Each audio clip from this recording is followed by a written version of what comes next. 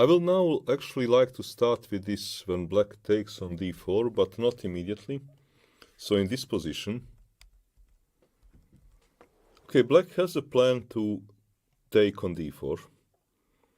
And there is a reason that in the modern games black take on d4 immediately, because black likes to,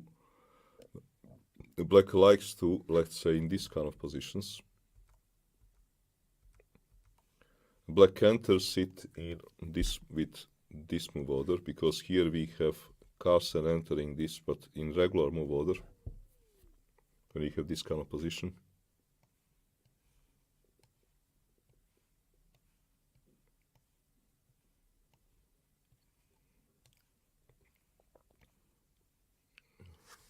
Sorry, g6.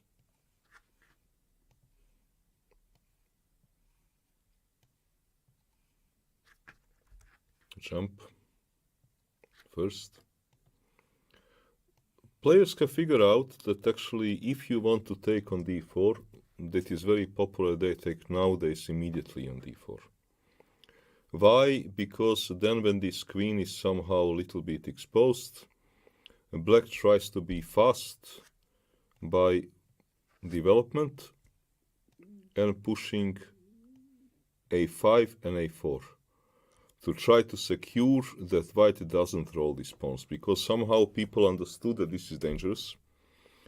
But there is also a remedy for this. We have actually here also one interesting game between Caruana and Carlsen. But I would first like to go back to the old way people were playing.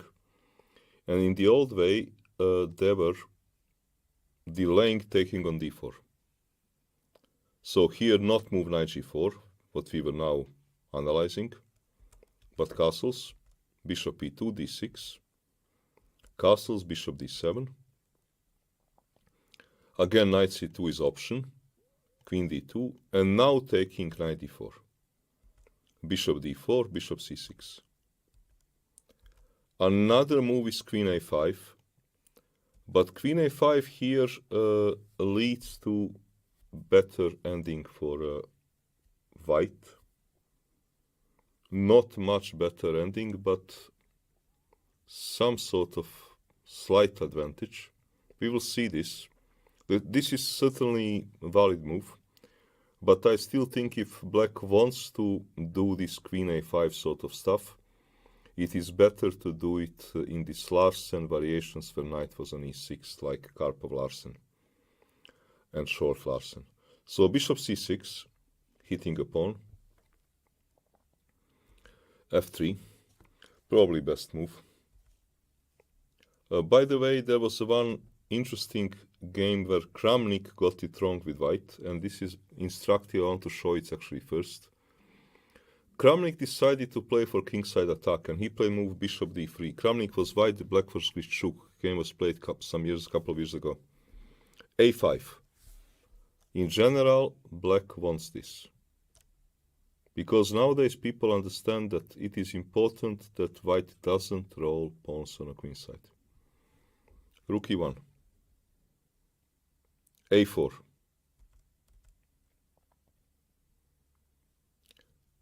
knight d5, knight d7. Clever move, because this knight will be kicked out.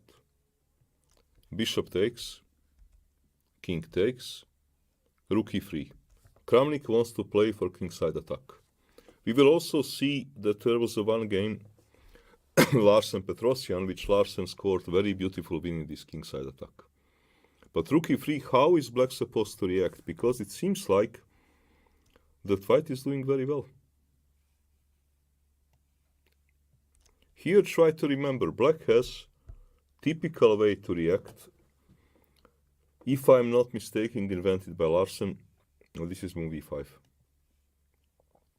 When dark square bishops are traded off, move like e5 very often is positionally very good for black, because you simply get excellent play on the dark squares. Pawn weakness on d6 becomes hypothetical or academic. This bishop becomes very stupid. Rook h3, h5. There is no mate. Knight e3. Okay, white is not forced to give a pawn the way Kramnik did, but then black simply has a great game. Black simply has a great game. Here also knight c5 is coming as the next move. So knight e3. Grishchuk played move rook h8, which is not a bad move, but actually best move is knight c5. Probably Grishchuk did not play move knight c5 because moves like rook h5 were making him nervous. Because if you take, you run into checkmate. So it is easy to understand Grishchuk that such a moves were making him nervous. But actually it doesn't work because knight d3, and after knight f5, king g6, king f6, it turns out that there is no checkmate, and that black wins. Black is a piece up, and some more material is hanging. There is no checkmate, and black wins. In the game happened rook h8, rook g3, knight c5. There is no attack. Rook d1, h4, rook h3, bishop e4. White was a pawn down for nothing. So black is a pawn up and has a great game. And black easily won in game Kramnik-Grishchuk from 2011.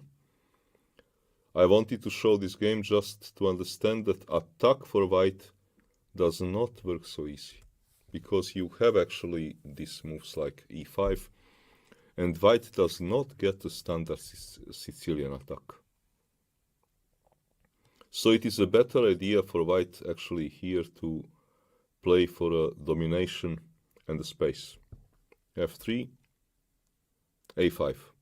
Here we have important moment because actually black would like to make sure that white doesn't manage with the pawn pushing, with the b4, with this kind of pawn pushing. But if white is clever, he can manage. So here we have one game of Carlsen from 2009. Okay, so he was relatively young, but already top player. That I think he handled situation very well. He played here move b3. In one a bit older game of Polgajevsky played move king h1. Let us first see game of Polgajevsky. Knight d7. Not a bad deal for a black to trade those bishops. This kind of trade is okay for black here. Immediate a5, okay, white can keep the stuff. You don't manage. Because if those bishops were traded, there will be some move queen b6. Now it doesn't exist, and I will manage to build up. So knight d7. Polgajevsky took bishop g7. Keeping the bishops is in general a good idea. As we will see, Carlsen will keep the bishops, but now black is in time to slow white down. Let's say knight c5, b3, queen b6, rook a b1, queen b4. White just does not manage to push b3 in a good way. To push a3, b4 in a good way. Queen b4, rook fc1, let's say a4. And this position is unclear, because if I take, I'm doing well. If you take, I can play move queen a5. Polgajevsky took, king takes. Now, again, move like b3, queen b6. It is difficult to make this pawn pushing. And it's also difficult to attack king. Polgajevsky will try to attack king. He played move rook a1. Queen b6. a4 was certainly a possibility. And on f4, queen a5. Not simple at all to attack this king. It is not like dragon.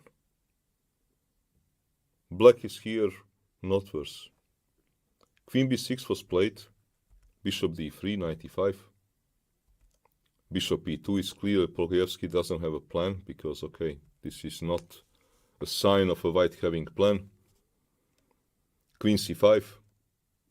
a4 was also possible. Black is here fine because white cannot manage to push, and also does not exactly have a mating attack. It is not like that white is going to mate black. So in such a kind of position, it is quite important for white to make sure that he will manage to roll his pawns, and this is what Carlsen did. He played move b3. We will see the difference. It looks b3 or king h1 doesn't matter, it actually matters. Knight d7. Here Magnus takes the right decision, bishop e3. Keeping the bishop makes sense for white, because when white keeps the bishop here, black cannot manage so easily his queen b6 and knight c5 blockade business, or queen b6 and queen c5. It is simply not going to work. So knight c5, rook a b1. Queen b6. Okay, getting ready to slow down white. But now not king h1 like in the previous game position, but rook fc1. By the way, knight b5 is also here interesting move, because it is not exactly the same like Rajabov, like Leko Rajabov. But Carlsen played rook fc1. Rook fc8. Queen b4 was a better move. Though white is better, because now this knight doesn't hang, so this move is possible. Because a3 is now blunder, because I simply push. And if you take, queen falls. If you don't take, I push my pawn. So if somebody is wondering what is a huge difference between here having king on h1 or having rook on c1, this is the difference. Move queen b4, which was still the best move, is not coming with the tempo. Because I have moved queen b2, you don't have move a4 because of a3. In the previous games of Polgayevsky, he couldn't do it because if king moves, I had this kind of moves. And you don't have then queen b2, you need to protect the knight. So this is quite a big difference, and on such a move I have move a4. And you don't have move a3. So Magnus played it in a very precise way. Rook fc1. Now on queen b4 there is queen b2. And I will hit the queen out. And let's say queen back to b6, rook c2. Bishop h6, bishop f2. I don't want to blunder anything. And at some moment, this stuff is going to arrive.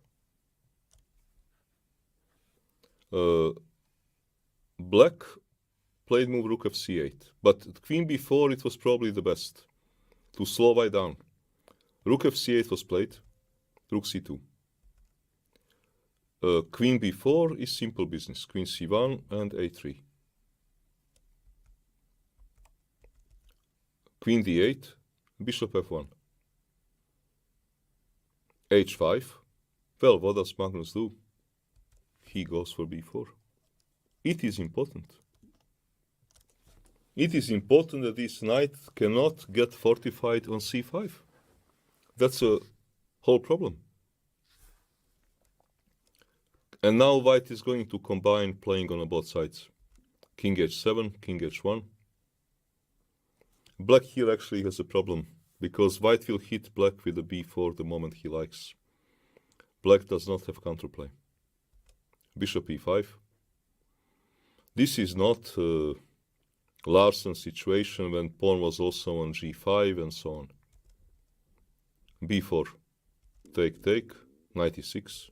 Knight e5. This is what happens when white pushes b4 and knight is not a holding position on c5. This is a problem.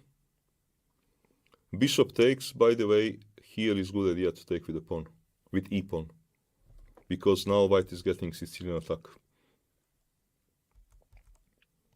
Rook a3 was played, f4. Bishop g7, f5. If this knight would have been fortified on c5, of course, such a pushing will never happen. So it is very important for white to be able to manage this. This is what is actually crucial part of this strategy for white to manage and for black to stop. So rook a3, Magnus pushed, bishop back, f5, knight f8, bishop g5. Here simply black is having a problem that he cannot save material. He took. Bishop f6 also loses, let's say take, b5. Bishop takes, queen d7, rook d1. And pawn is hanging, many things are hanging. It will basically go wrong. In the game was played bishop d5, but now it's a double attack. Black is going for a tactics that of course doesn't work. f6 takes, queen b7, queen g5, queen c8. There is no compensation, and white won. This was game between Carson and Leah in Gjovik 2009. So I like this game because white understood the necessity to preserve his possibility to actually push move b4, and necessity to preserve the bishops. What to trade, what to keep, important part of the game. To keep the bishops here is smart. And this is what Magnus did. And now I'm going to be busy when black takes early on d4 and tries to push a5, a4, and to accomplish a similar kind of things, but for white not being able to push b4 in easy way or the way white would like to.